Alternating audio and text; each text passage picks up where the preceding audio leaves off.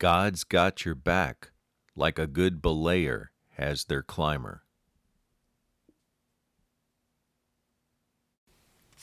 Top of the morning to you.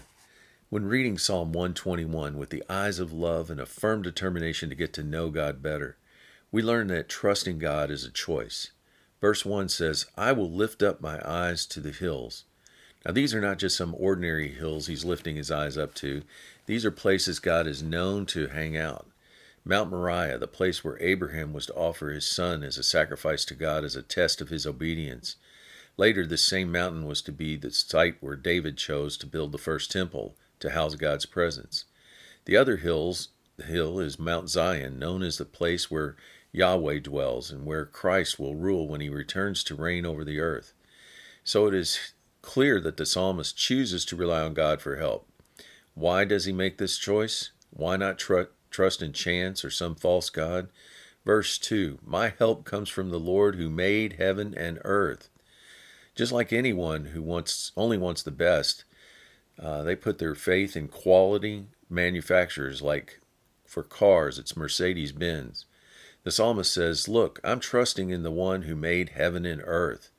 Now, if you don't believe God created heaven and earth, then you're left to chance or some knockoff false god, or just plain hopeless if you're an atheist.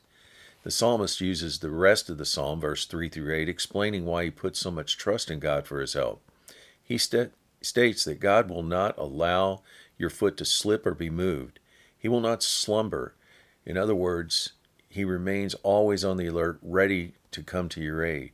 He protects you in the areas of weakness, both night and day.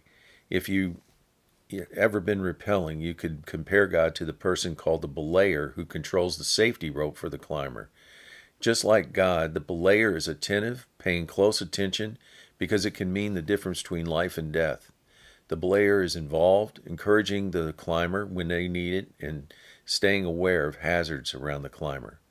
Verse 7 through 8 provides the ultimate encouraging reason for us to trust God.